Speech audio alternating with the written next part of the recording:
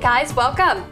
Today we are going to actually start a brand new, I guess kind of a series that we're going to start doing called Bariatric Cooking 101. And today we're going to show you guys how to do some really simple basic cooking techniques, because we've realized that there's a lot of people out there who don't know how to do things like scramble an egg or boil some shrimp or things like that. They've depended on fast food, running through the local Mickey D's and picking up an Egg McMuffin, things like that we can't do anymore. Yeah, exactly. So we're going to show you guys today a few little simple things that you can do at home so that it can just really help enhance your journey towards your weight loss and towards your better health. So thanks for coming. So stick around, see what we're up to.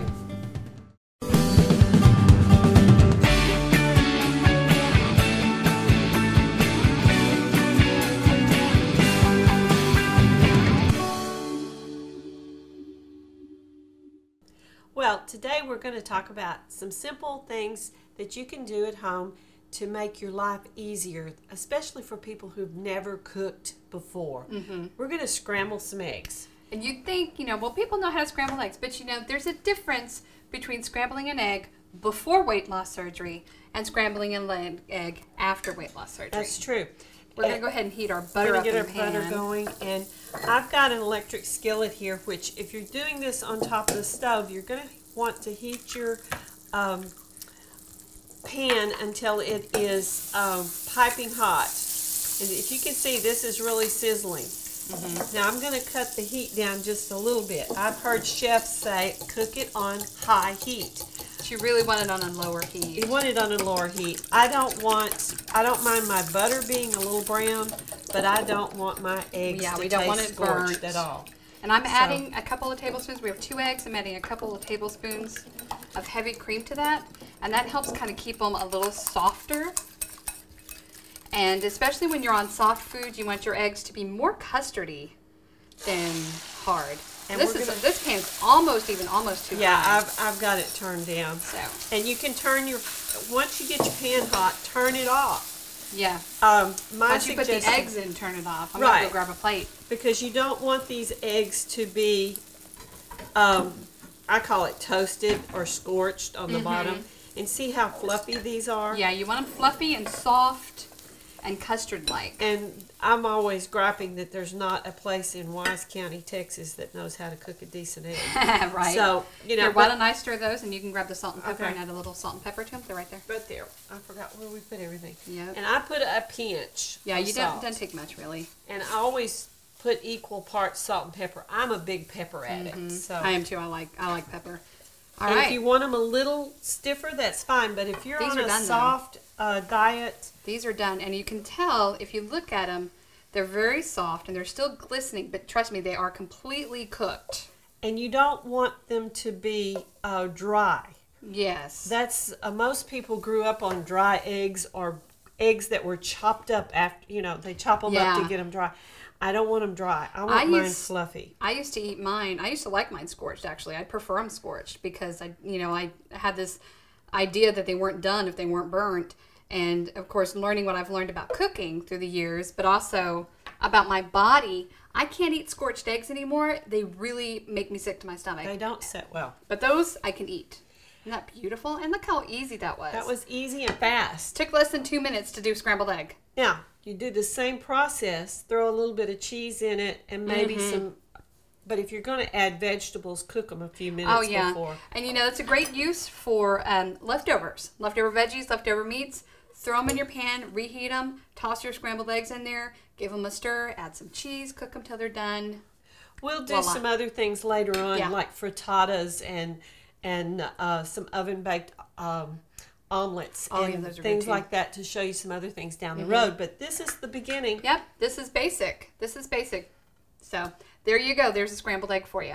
All right, so coming up in a second, we're going to show you guys how to prepare a staple that I know I keep on hand almost at all times, and I know several people that do, but a lot of people don't know how to prepare it. That's true. So stick around and we'll be right back. Hi y'all, we're back and we've been having a heated discussion about whose process is the best. And I said, Mine is time tested. Yeah, but mine's just better. No. So there's a lot of ways to do this. Yes, exactly. Now, something that we both keep on hand all the time is shrimp. And you know, it's easy to just toss into a pot for a quick boil, toss into a pan for a quick saute or whatever. And a lot of times I'll just boil them and keep them in the fridge and just kind of snack on them. So they're really a great protein to have on hand for sure. Now, my method is a little different than my mom's. We're going to show you my mom's today. Mine's a little bit different. Well, actually, this is kind of a combination between the two. I put mine in cold water, completely frozen. I put it in the cold water and I bring it up to a boil and let it simmer until they turn just pink. Now, Mom, she thaws hers and peels them first and then boils them, and she puts them into hot boiling water. So we have two different methods that we try. So today we're kind of combining the two. And these are still a little frozen. They're not completely thawed. That's why, okay. and that's okay. So it'll take just a little bit longer for them to cook completely through. Leaving the shell on adds more flavor to the shrimp. I do it for convenience because I just don't like to sit and shrimp. Right. You know. So. These are, I wanted to show you, I don't know how well you can see that with them still being a little frozen, but these are the easy peel shrimp, which means these have already been deveined and there's a little slit down the back that you can just, when they're done, you can just peel the skin right, or peel the shell right off of them, and makes it really super easy to peel. Why they're called easy peels. These are jumbos. I usually keep the, well, these may be extra. These are medium. These are, These no. are medium. I bought medium. These are really big medium shrimp. Anyway, but the ones that I buy are usually a little bit smaller than that. And that's okay. So. It doesn't matter. I just bought these because I thought they'd show up better today. Well, and something to keep in mind with ones that are this big, and you can see kind of in the palm of my hand how big that is versus my palm. Ones that are this big, a serving's probably going to be about 3 or 4 shrimp. A little bit smaller, probably around 6 shrimp. So just kind of keep that in mind as you're going through. And I think our water is boiling, so we're going to add, this is crab or seafood boil, and it comes in a liquid, or you can get it in a powder, or it comes sometimes in a little bag where it has all the little seeds and everything in it. And you just throw it in there. I use about, what was that, about 1/4 of a cup? that was, yeah, it was a little less than 4 tablespoons, so it was a little less than 1/4 of a cup. And you read the instructions, it says 2 tablespoons. Well, we like our stuff to taste a little We stronger. like flavor. Yeah, so. we like a little And more. plus also, since we have these with the shell on, you want it to kind of permeate, and using a little bit more seasoning is going to help that. So I'm just going to go ahead and toss these in. Toss those in. Now we're going to let them, because the water will cool down, and we're going to have to let it come back up to a boil. And, pardon me, with those being frozen, it'll probably take about 5 to 6 minutes. If they were thawed, it would take 2 to 3 minutes. So it's when it turns pink. You know, you don't want it to, you don't want those little suckers to turn and tighten up, because they will tighten up if they're overcooked. And also something to keep in mind too is when you look at your shrimp, when it's first finished, you may not think it's done, but keep in mind there's something called carryover cooking, and that's important to know with protein. There's always carryover cooking time, and what that means is when you take that off the heat, it's going to keep cooking for another minute or 2. So don't worry if it doesn't look like it's completely done. It will be completely done.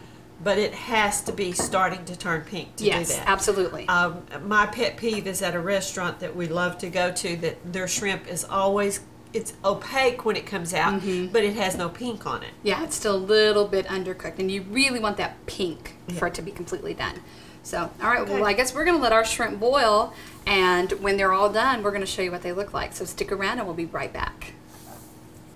We're back. The shrimp are coming out of the pot. So, Jen, why don't you bring those over here, and let's take a look at them and see how they taste. Now, we said about 5 minutes. I think that actually took less than 5 minutes. Yeah, 3 to 5 minutes, you know. And look, I mean, how beautiful they are. I'm going to need a paper towel because I haven't yet earned my asbestos fingers. And these are going to be really hot. We'll both get one. So, Here we go. And so, and that's the reason these are called easy peel, and you can see it better now that they're all cooked.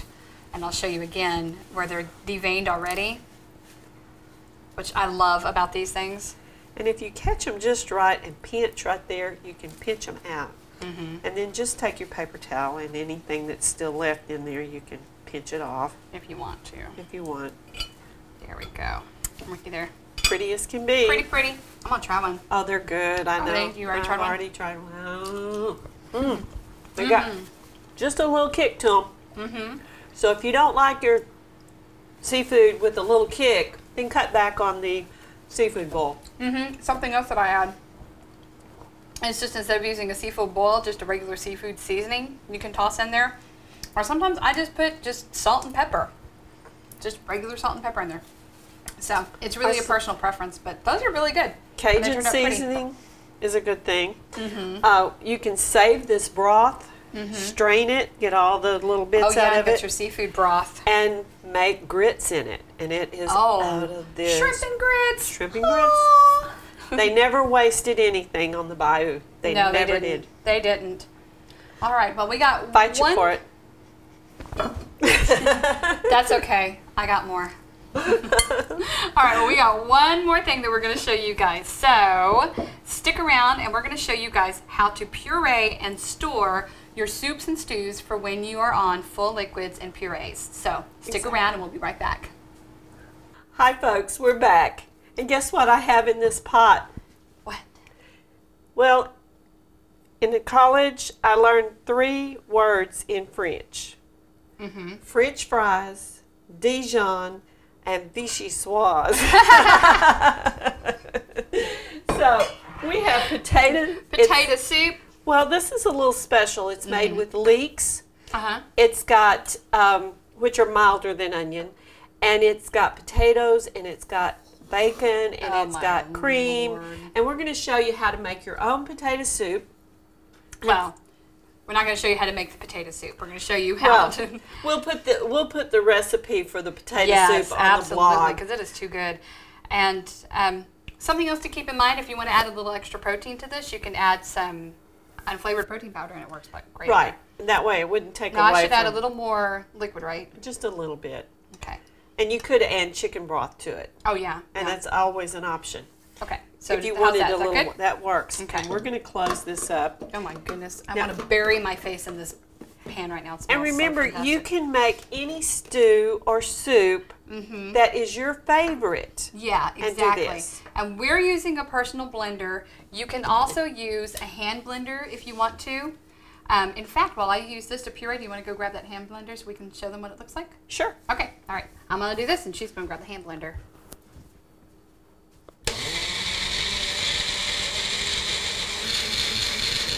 I think that's good to go. Now it might have lumps in it, so. Well, you could strain it, but it's going to be very thick. This is almost going to be like a thick gravy. Yeah, it's very thick. And so what I'm going to do now is this is a half a cup measure. Well, not measure, it's a storage container. It's about a half a cup. And we have about a half a cup of soup in here. Now see, the thing is, you're going to freeze this. Oh, that is very smooth. Yeah. You're going to freeze that, so you really want to go just shy, because what's going to happen is when it freezes, this is going to expand. And if we have it filled all the way to the top, what can happen is this can break, the lid can pop off, lots of things can happen. So you want to just stay a little shy of that. And a suggestion I have, if you're doing this prior to your surgery, write the date that you make it, because even though you may eat it 6 months later, you need to know when you put it in there. This has a cream in it. It will not hold longer than 6 months, so I don't suggest keeping it that way. You can thin it out when you thaw it. That's not quite a serving. Right, you can thin it out when you serve it with a little chicken broth or even a little heavy cream. Yeah, exactly. And so, all right, and what you're going to do with these little containers, you're going to pop these in the fridge, and you're going to refrigerate them until they're completely cold.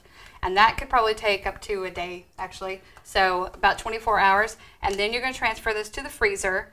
And, you know, somebody even suggested to me that you freeze it with the lid off, and then you put the lid on. I haven't tried that yet, but I wouldn't. So, I would seal it up because it is a cream. But it is a cream. Anyway, so but then you're going to freeze that, and these will keep for probably, with the cream in it, about 6 months. Yeah. For a broth-based soup, it can keep as long as a year if you have a good freezer. So. Yeah, and you want to remember when you heat up anything with a cream in it, you want to do it slowly.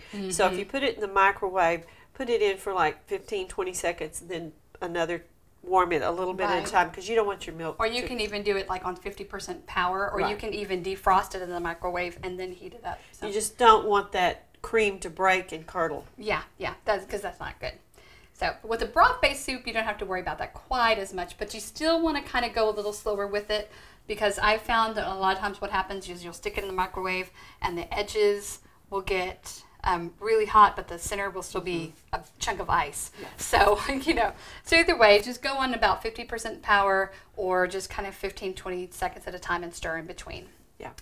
So. Well, that's what you do to make a good soup that you can have on hand anytime. And even after you're off the pureed or liquid, just put a bowl of soup in there. Just stick right on in there. If you make a pot like this, which is about, I'd say 2.5 quarts of what or a quart and a half, probably what I made. Yeah. So you may not want to puree it all, because you may not want to eat but 2 or 3 servings of it pureed. Right. But if you make 2 or 3 different soups, then you have a combination of different things you can eat. Exactly. And put some at different levels, so that you have it, and mark it so that you know what you have. Now, as this soup is, the recipe that we're going to put up for you, as it is now, without being pureed, it's actually appropriate for full solids. It's not really so much appropriate for soft foods right now, because it does have the leeks and the bacon in it, so you want to avoid that. But if you puree it, then you're good to go, whatever stage you're on. So that's right. Well, guys, thank you so much. I hope that you guys learned something today. If you did, drop us a comment, drop us an email, and let us know. And don't forget to like and subscribe, because that helps our channel a lot. And be sure you visit us on the web at www.7bites.com, bitesshow.com. And visit us on Facebook and our Facebook group, and we'll have all of those links down there for you in the description. Stick around and see what we're up to next. Thanks, guys. Bye.